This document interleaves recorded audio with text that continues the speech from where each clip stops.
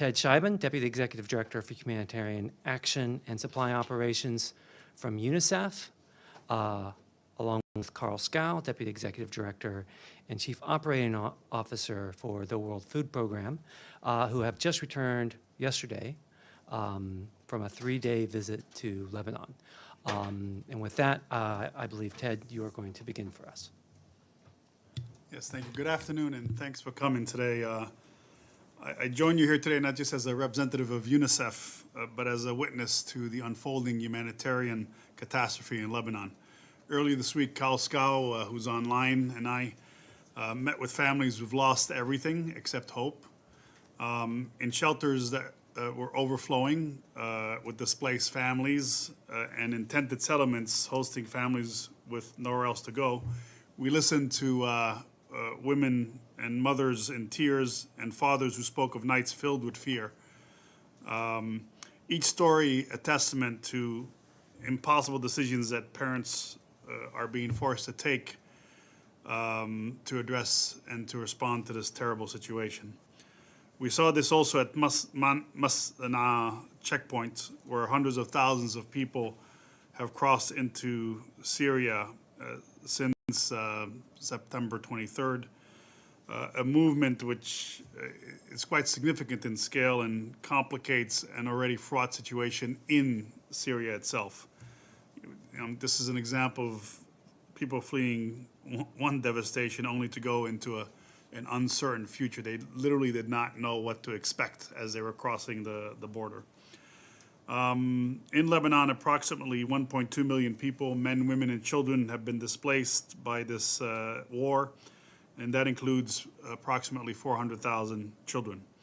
Nearly 190,000 of those have been forced from their homes into makeshift shelters and are hoping for a semblance of safety there. Mostly those are public schools, while countless others seek refuge with anyone who can offer a roof and a place to rest. In some cases, we saw people on the beach, in the beachfront of Beirut. And this is taking a huge toll on children in particular, who now grapple with nightmares of bombardments, loss of loved ones, and the erasure of their homes and schools. I want to recall in particular Zainab, who I met at a shelter in the Verdun part of Beirut. She told me with determination as she drew pictures of her now destroyed home that her main wish is to be able to go back there. She and her family escaped from the house as the bombs fell, and she knows she's lucky to be alive and safe. Yet, even in this darkness, we also witness profound acts of solidarity. As you know, Lebanon has had many fault lines, and it's been quite special at this time to see Lebanese communities band together across communal, sectarian, and religious lines. This is a solidarity that is helping people at this stage, and it's important that in our response, we respond to that solidarity so that whatever we do in response, it's not just for the displaced, but for host communities as well. But it's also the case that that solidarity will become stretched pretty quickly. It's one thing to host people, bring people in for a few weeks. It's another thing to go beyond those few weeks. UNICEF and the World Food Program are working tirelessly to meet immediate needs. Carl will speak about what WFP is doing. From the UNICEF end, we're working around the clock to meet children's needs.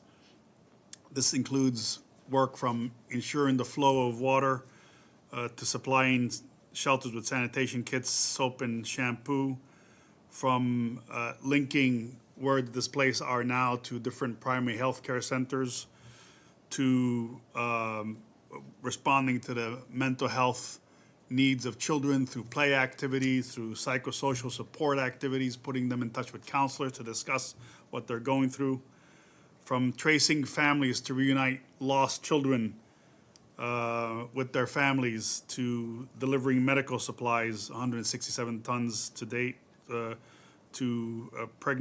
help pregnant women and injured children get the care they need. And WFP and UNICEF have organized convoys to areas of the South to Marjayoun yesterday, Sur earlier, so to different parts of the south. But the crisis requires much more to be done. And we're facing a number of inflection points. First inflection point is that the response so far, and I have to say there was a measure of preparedness, but the response so far has focused significantly on the shelters, which is understandable because a lot of the most vulnerable have gone to shelters. But we also need to support displaced families living with families or friends or renting a small place. As an example, we met two families, two brothers with about 10 family members who, are living with a colleague. A colleague of theirs from Mount Lebanon gave them 2 of her 3 rooms, and they're living there. But they're running out of money. I mean, they were working when they were in the south. They've been basically almost a month now displaced. They say, we got maybe 3-4 more weeks of cash on hand, and then we don't know what we'll do. So we need to be able to reach those types of displaced. And we're working with WFP, HCR, the World Bank to look at cash solutions in this case. Second, we need to upgrade the wash infrastructure in the 1,000 shelters. So imagine 1,000 people, the school in Verdun I referred to, with 12 toilets. 1,000 people, 12 toilets. I mean, these schools were not designed for hosting people 24 hours a day. So from the UNICEF side, we're committing to cover 300 of these shelters. Then winter's coming. It's getting cold here. It's going to get cold in Beirut very quickly. So the whole issue of supporting families as it gets cold. The fourth inflection point I want to speak about is that the school year has started in Beirut for private schools, but the public schools are either inaccessible, largely destroyed, or used as shelters. There's about 15% of the public schools that can be used, but the vast majority of them cannot now accommodate students. So we need to find a way to work on the issue of education to avoid losing a generation. And then last inflection point is the whole issue of the importance of international humanitarian law and really making the case that this is not an abstract concept. It's essential. All parties in this conflict need to prioritize the protection of civilian and civilian infrastructure. Strikes on homes, health centers, schools, and shelters are resulting in massive civilian casualties. Since this escalation in the war on the 23rd of September, 100 children have been killed and over 800 wounded. So it's imperative that all parties to the conflict adhere to IHL and comply with the principles of proportionality, distinction, and precaution in the conduct of hostilities. They need to respect medical personnel. You know that some medical personnel have been injured and killed. They need to respect and protect civilian facilities, providing essential services such as water, sanitation, roads, bridges, or electrical facilities. And then we call, I know you'll hear from Carl as well, on the international community to act with urgency. Funding is critical. In the case of UNICEF, our appeal is for $105 million out of the interagency appeal, and we're 8% funded right now.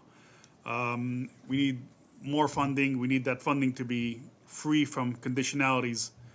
And we need to keep ports and supply routes open, ensuring that humanitarian assistance reaches those in dire need. And above all, the children and families in Lebanon need peace. Last time I think I spoke here was right after I came back from Gaza, which was about a month ago. I spoke virtually at the time because I was in Jordan. But there are echoes of Gaza that we're seeing in Lebanon now in terms of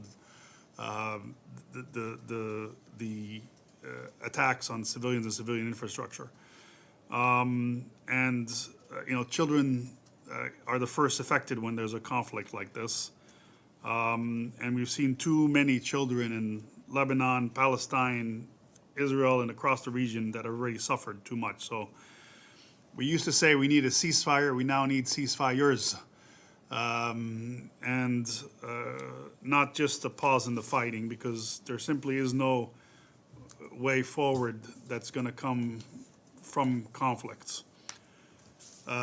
time is not on our side here. You know, the 1.2 million displaced, that's like the equivalent scale in the US is 20% of the US being displaced. So can you imagine the scale we're talking about? And if things continue to deteriorate, we may have even more displacement, more deaths. So time is not on our side. Thank you. Thank you, Ted. And I would invite Carl to provide remarks. Well, thank you. Thanks, and thanks to those of you in the room listening. Really, Ted has said most of it, but maybe just to try to add a bit of flavor also from my perspective. I think that if I start where Ted ended on the echoes from Gaza, I mean, I think, you know, we went to speak to families in shelters across the country, north, south, east, west, and I think the similarities are striking. People at this stage, I was early on in Gaza as well, meeting with families in shelters. They are angry, there is confusion, desperation, fear. You know, these are often public schools. That was mostly the shelters we visited, with a few toilets, as Ted described, but made for children who are now used by hundreds of adults. No showers. People have not showered for 3 weeks.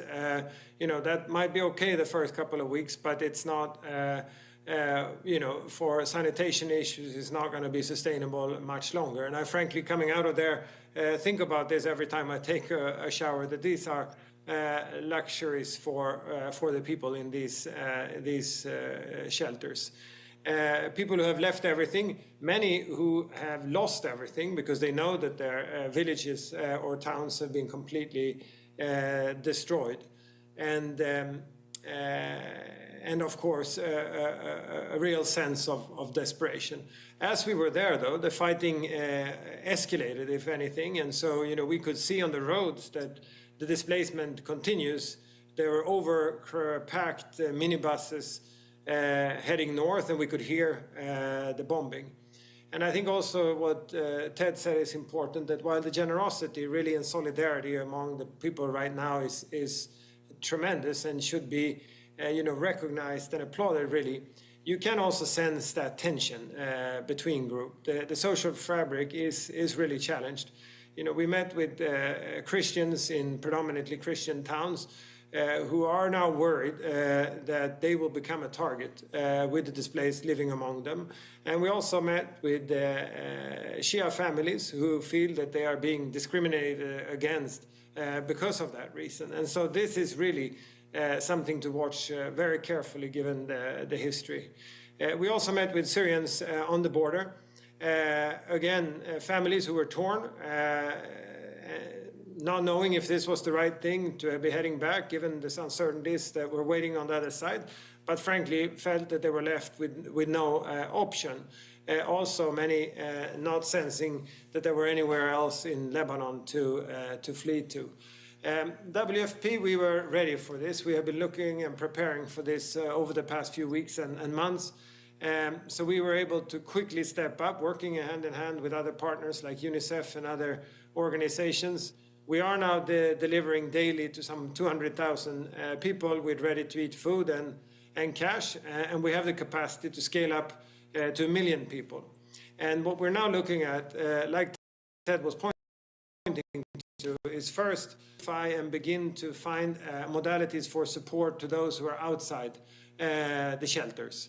That's not as easy as those in the shelters, and it might well be that, you know, right now the most urgent needs are there, but soon the needs will be everywhere, and we need to now find modalities and identify those vulnerable outside the shelters. And these might be people who have never received any such support in the past and don't really understand how our systems also work. And so this will require some work going forward. The second is to make our support more sustainable. I mean, as I explained, we have been handing out ready-to-eat meals in these shelters. You could tell already that people are tired of this. They want to prepare their own food. It's also an element of dignity and some normalcy to return. And so we're looking at ways of then setting up community kitchens. But again, here, there needs to be an element of also looking to the host communities. Because as soon as we begin to address things more long-term, those tensions might increase. So I think in everything we do going forward, we need to have that aspect of promoting the social cohesion at the same time. That needs to be a cross-cutting in whatever we do. I mean, looking forward, it's similar to what Ted said in terms of asks. We really need access to the south. We need deconfliction system that functions. We have had a couple of convoys, but we estimate that there are still some 40,000 people stuck. They need to be more regularly accessed.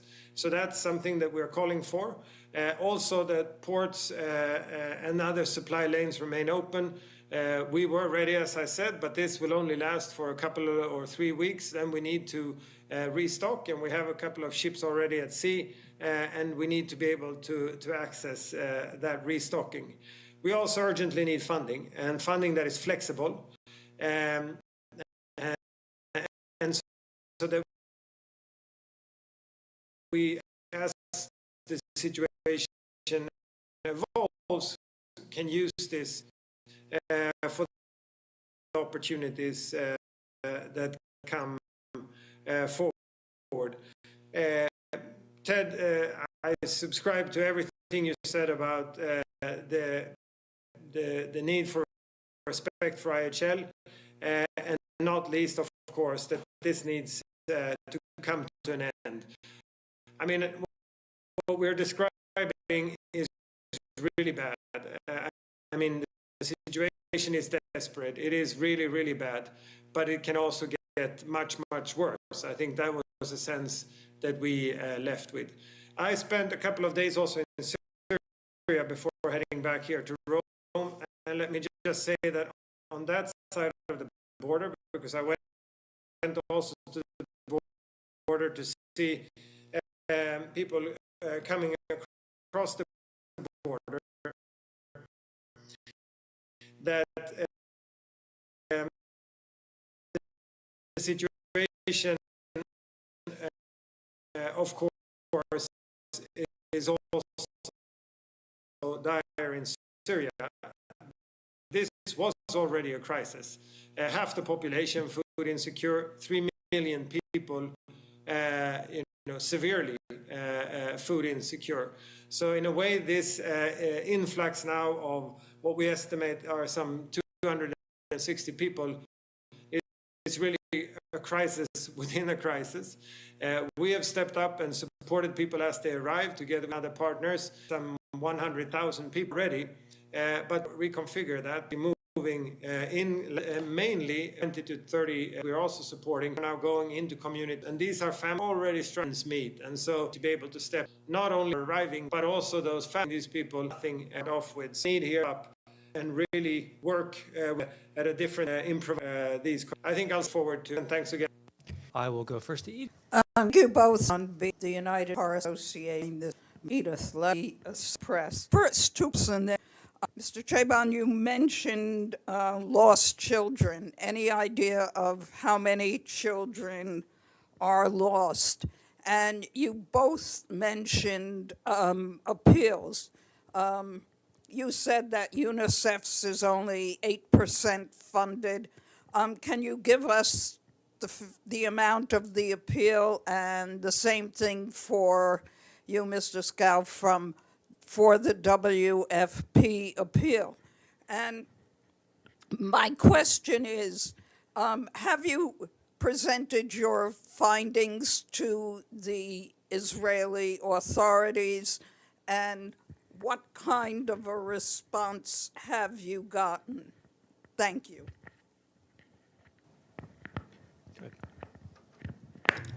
Thank you very much for those questions. On the number of children that were reunified with their families, let me kind of point to two situations.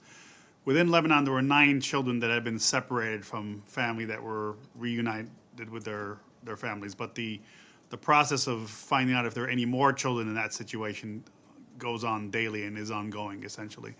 And then the other point I wanted to point out is, as people are crossing the border, and the numbers have gone down, both Carl and I spoke about going to Masna on the border between the main point between Lebanon and Syria. The numbers have gone down in terms of the numbers of people crossing daily, but at the height of it, there were some children who got separated in the process and eventually reunified with the help of the Syrian Arab Red Crescent. What we are doing there at the border is, as the families are crossing, we're putting little bracelets on the children with obviously the agreement of their families, with their names, parent's name, and a phone number where you can reach the parent, so that if they should be separated on the other side, there's a way to quickly identify their immediate relative, the one that's crossed with them.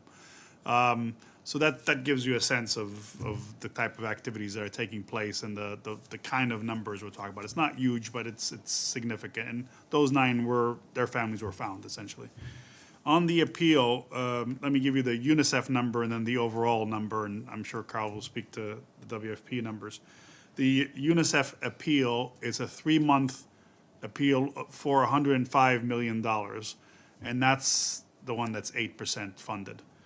The overall UN appeal, or humanitarian appeal, interagency I should say, because it also includes work by NGOs, that's at above $540 million, roughly speaking. And again, it's for this initial 3-month period, in effect. In terms of your question on with relations to the Israeli authorities, there's a number of channels that we're using to communicate. I mean, we've done a lot more interactions on the whole situation in Gaza. In this case, the discussions are at their are at their farthest when it comes to the whole issue of deconfliction.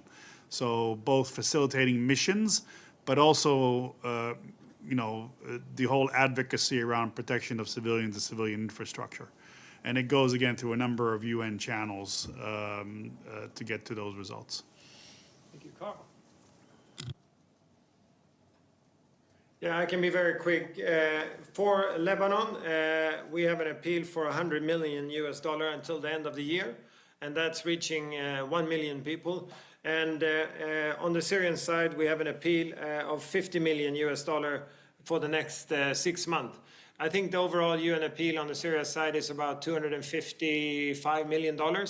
And I think what's worth noting there is that so far, none of that has been funded. I mean, while the funding is needed to increase for Lebanon, I think, I would like here to just underline for Syria, there has been no money forthcoming so far on that appeal that was set out, I think, by High Commissioner Grandi about a week ago. So I think there is really need to draw attention to the situation in Syria.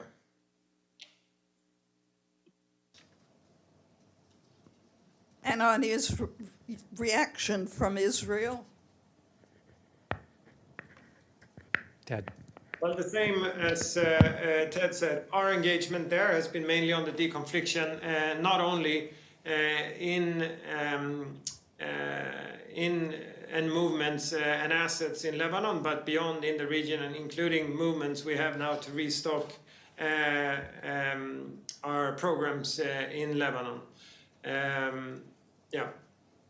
Michelle, go ahead. Thank you. Michelle Nichols from Reuters. We've heard both of you have said, echoes of Gaza. We've heard a lot of people say we don't want Lebanon to become the next Gaza. So in terms of aid and aid delivery, what are you trying to maybe do slightly differently or to get ahead of in terms of this conflict? No, thanks for that question, Michelle. So 2 points. I think firstly is to continue to have access. And I mean, that's where the deconfliction comes in. But it's not just access south of the Litani, it's also access north of the Litani. We need access to Baalbek. We need access to parts of the Bekaa that currently are only accessible with difficulties. Secondly is continue to advocate and raise our voice so that, it's always a tricky balance, but you don't want to say these places should be protected, which implies everything else is not protected. It's the responsibilities of parties to the conflict to differentiate and protect civilians and civilian infrastructure. But certainly to point out that shelters, health centers, hospitals, water points, 27 pumping stations have been damaged, in order to provide water to all these shelters, that they need to be protected. And then thirdly is to really keep pressing so that this doesn't extend. I mean, right now, the population that's on the move, and that's, again, 1 in 5 people in Lebanon's on the move. That's just staggering in terms of numbers. But if the fighting extends to anything north of the Litani, and you've got population on the move from places like Saida, which is a big city in the south, right now, the shelters are full. The public, there are no more, I mean, there's in the very north of the country, yes, but in most of Lebanon right now, there's not that many buildings that can accommodate people that are left, essentially. So, you know, it really is to get ahead of that. And then lastly, as both Carl and I have said, keeping the port open, keeping the airport open. Masna is no longer usable for car traffic. The supplies from Jordan are going all the way north and coming down through Tripoli. That crossing point absolutely has to be sustained. All parties have to, respect the need for access routes such as that one. Go ahead. Does Carl want to come in? Carl, do you want to come in? No, I don't have much to add. We're looking at all possible scenarios in order to be prepared, while we of course advocate that this comes to an end as quickly as possible. As Ted was alluding to, that should the roads, the supply lane from Jordan, Syria cut, that the need to remain open with the ports. We are also looking at the possibility of establishing a regular humanitarian air service into Beirut should commercial not be as available as it is now. So we are looking at the different scenarios going forward, and while we advocate strongly to not end up in a situation that is similar to what we now see in Gaza. And just a quick follow-up, are the lines of communication there when it comes to talking with Israel, Lebanese authorities, Hezbollah? Carl, you want to start on that one? I mean, the special coordinator is leading on that. We don't from HQ point have that contact, but that is those contacts are being done by both UNIFIL, the special coordinator, and I'd imagine also between the resident coordinators on both sides. Yeah. Go ahead, please. Tony Naddaf, Al Hurra TV. It's a follow. I'm going to start with the follow-up question on Michelle's, actually, because Ted, you mentioned convoys to a remote area in the south, like Marjayoun, like it's deep south here we're talking. How did this communication happen? Like, how were you allowed to reach this far, this deep in the south? That's my first question. And also, maybe if you can clarify, we've been hearing about this lack in funding, and what we're talking about here is different from the appeal that was launched last week to Lebanon. If you can just clarify this point for us, please. Thank you. Thank you very much. It is indeed the Deep South, and essentially, as Carl just referred to, there's a process of deconfliction. South of the Litani, it gets done with UNIFIL, and so UNIFIL has contacts. OCHA to UNIFIL to the IDF or bodies in Israel that then deal with the IDF, and that deconfliction happens on that side. And then the Lebanese army also has its own dialogue with parties on the ground in Lebanon. And essentially, they then all say, yes, this mission can come at this time on this day to go in to these locations that you mentioned. So that's the process that takes place. North of the Litani, we need to continue to strengthen the process because it's no longer involving UNIFIL. It goes to the special coordinator, but it's the same idea, essentially. And just to be clear, the appeal that we're both referring to is the same one that was launched a week ago. So we're talking about our subcomponent of the overall interagency appeal. Maggie? Can I just add on funding, because I think it's important as well, that what we're pointing to is also additional funding. I mean, both UNICEF and WFP and others were having important programs in Lebanon before the crisis. For WFP, assisting Syrian refugees, assisting the national social protection system, working with school meals, for example. I think what is really important that this emergency response is now not drawing from that base if you will, because what we talked about in terms of the importance of now also supporting host communities, the last thing we can do is to pull the rug out of under their feet. We need to be able to continue to support that as part of the pillars, if you will, of society as we scale up on the emergency. There cannot be one or the other. Both is needed in this situation. Good. Thank you, Stefano Vaccaro, voce di New York Ital Press. I don't know if you mentioned it, but what is your coordination with UNIFIL? Do they help you? How do they help you if you can? Because we have been hearing that UNIFIL is in position also for that, to try to help and rescue civilians. Carl, do you want to come in on this one? Please, Hugo. Look, I mean, so first on the deconfliction is what we just described, right? Where UNIFIL is the interlocutor in terms of getting the necessary clearance for these different convoys that we were talking about. So that's the channel. And in the UN, as you know, we have something called a designated official. So it's the person who's responsible for security of all operations. And south of the Litani, the designated official is UNIFIL. So they take the lead in terms of doing that. That deconfliction is essential, including for the second part of your question, which is taking people out of different locations where they're at risk. And through the deconfliction process that we just described, there have been exfiltration of civilians that have been taken out when they found themselves caught up in the fighting. It doesn't always have to be the UN. I mean, one of the most prominent cases that I know of involved the Order of Malta and different organizations that were able to get some civilians out. But the deconfliction process was the same, and that was the role that UNIFIL played. I hope that answers your question. Yes, just a quick follow-up is in a scenario where your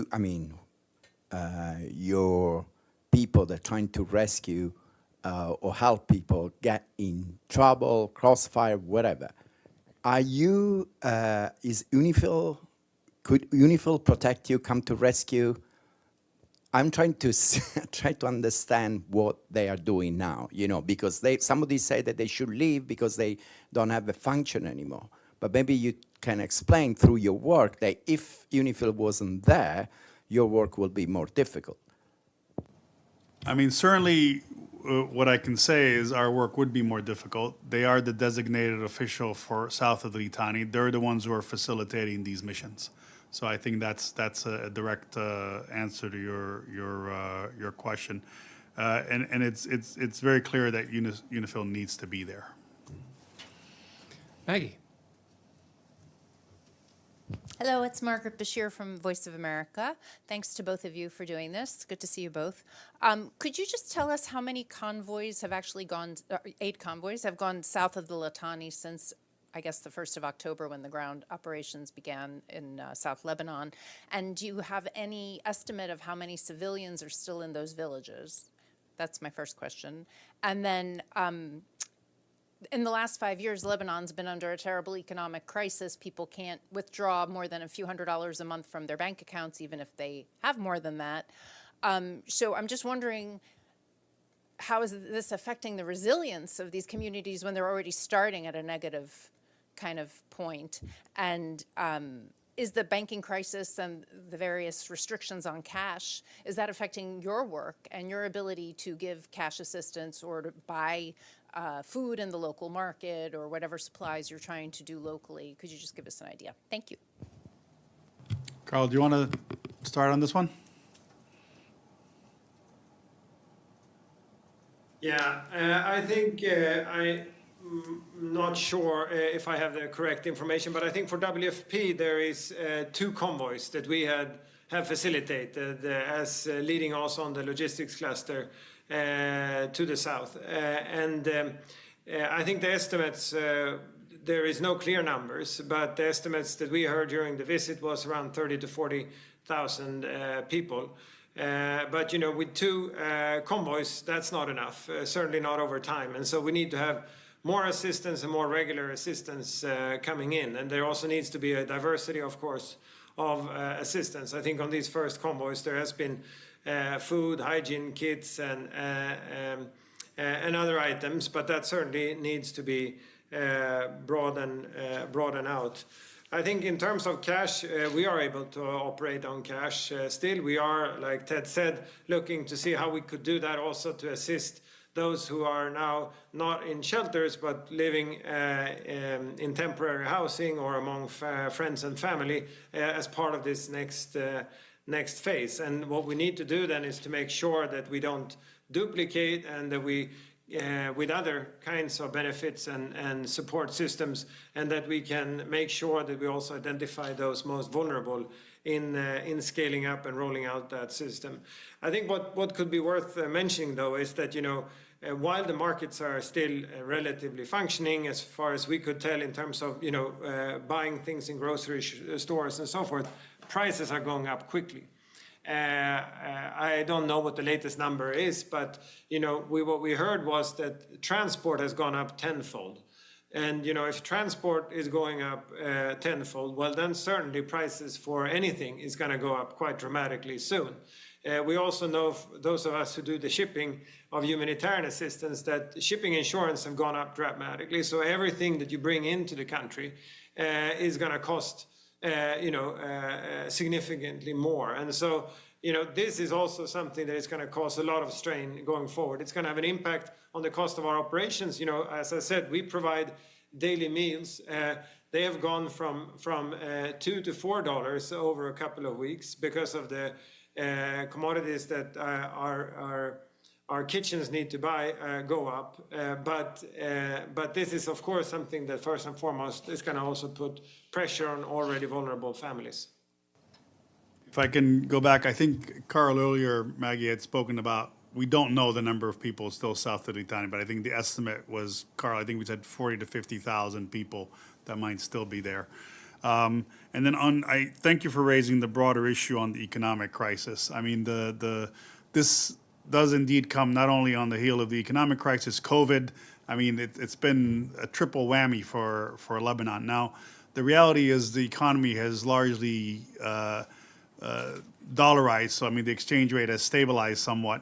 And if you bring in fresh dollars, which is what we do, then you can always use those. It's the older dollars what people had in savings account and whatnot that are stuck, as you know. And just to kind of give the equivalent to Carl's point about the pricing, I mean, when we first started responding, and Lebanon's got a very good commercial sector, but we tapped into the local market, and that quickly was tapped out. I mean, there was such a demand because people left with nothing. So anything from blankets to clothing, hygiene materials. So that's what the importance of the route from Jordan is. I mean, you need to keep that route through Syria open. I'd like to just give one more piece of information to Edie's earlier question about unaccompanied and separated children. So I spoke about 9 children just in the most recent period, but just to give you the figure since October 8th, 2023. So for the last year, over the last year, 67 unaccompanied and separated children at some point were separated from their loved ones, but they've all been reunited with their families, or 65 of the 67 have been reunited with their families. So just gives you a sense of the scale over the year as opposed to the most recent period. And that's in Lebanon. That's in Lebanon. Okay, we have, okay. If I could just ask one follow-up, Ted, have you guys gotten any guarantees from the IDF or your COGAT, your interlocutors in Israel, that there will not be any strikes on the seaport or the airport, or for instance, like the main road from the Bekaa from Syria, like through Zahle, because in 2006 they bombed that road? Are you getting any guarantees that these vital infrastructure won't be bombed so that you can continue humanitarian and so people can also move with some degree of safety to other areas?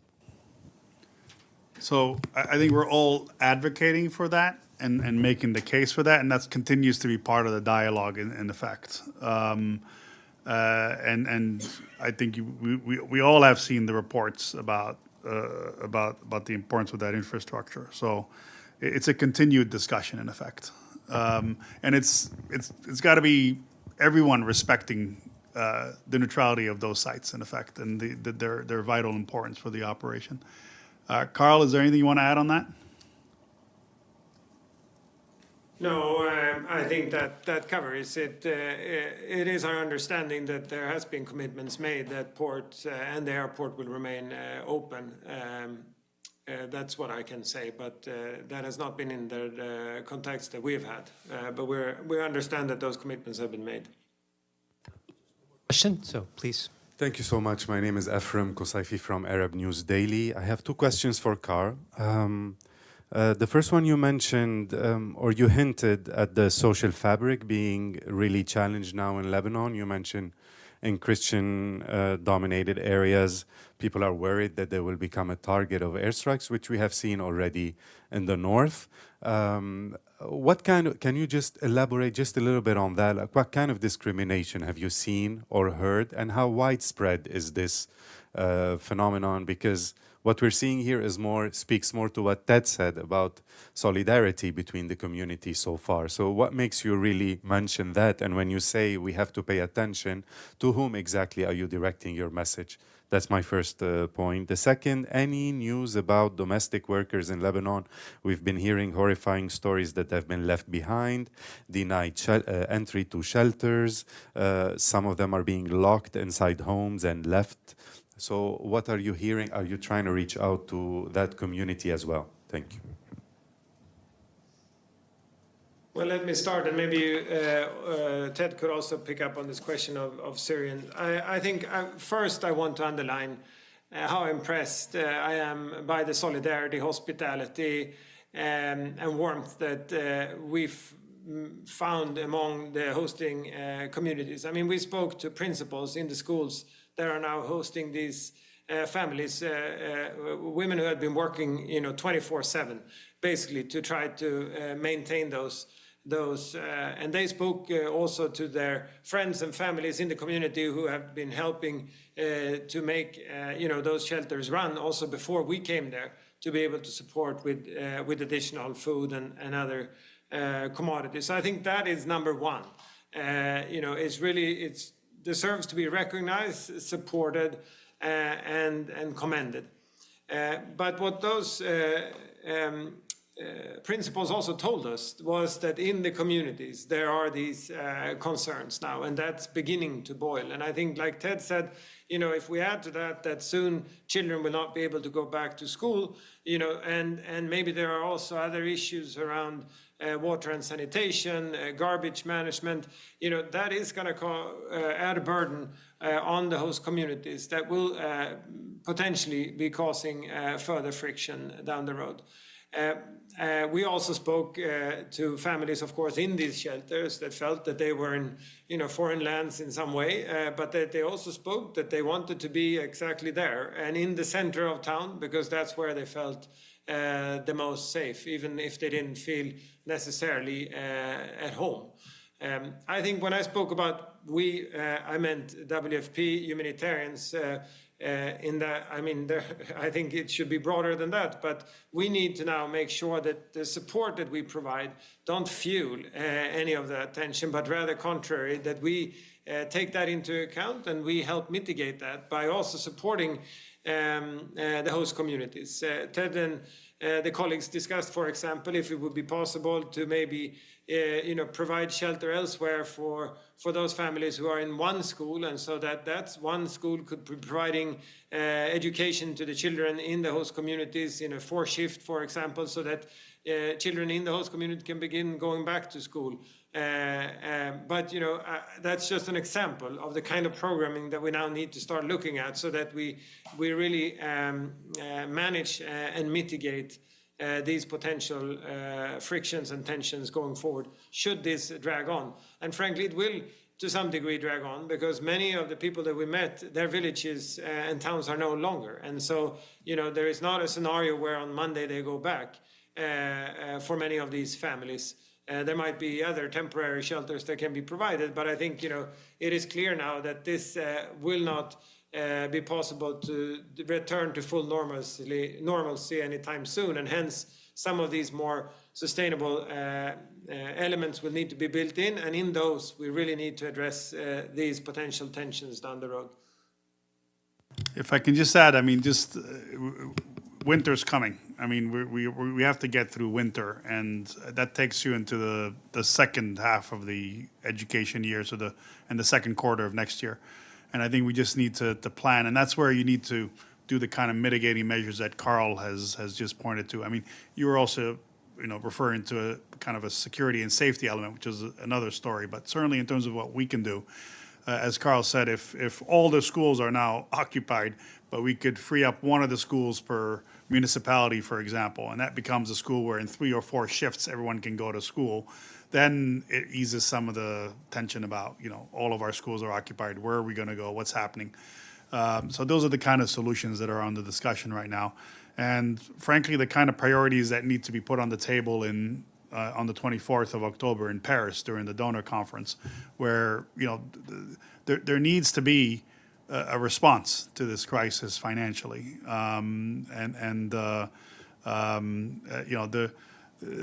go there on the ground, and many of your colleagues from your organizations are actually on the ground, is to see the extent of the humanitarian needs on the ground. They need to be responded to, essentially. In terms of your question on the inclusiveness of the response, this is something that has been emphasized. The government at the highest level has indicated its commitment. But there has been some tensions and some hiccups, and they're being addressed in a real-time basis. So one of the things, for example, that's being suggested for some of the Syrian refugees that may not have found room in the Beirut shelters because of space, and don't want to go, not just Syrians, but among them Syrians who don't want to go to Akkar, for example, in the way north of the country, is to try to find solutions in parts of the Beqaa that are safe. So parts around Zahle, parts around the towns that would be considered more safe than others. And that needs, again, to be a continued focus and a continued attention to be clear. We also heard that in some of the Palestinian camps around Beirut, actually the majority of the population now is not Palestinian. You've got displaced Lebanese who are living there, but also Bangladeshis and others who have taken refuge there. And so it's something that the humanitarian community and the UN in particular is very aware of and is keeping a close eye on with the Lebanese government leadership on this crisis. I mean, the Minister of the Environment, who's overall responsible for coordinating the response, is very open to this dialogue and to this discussion. Thank you.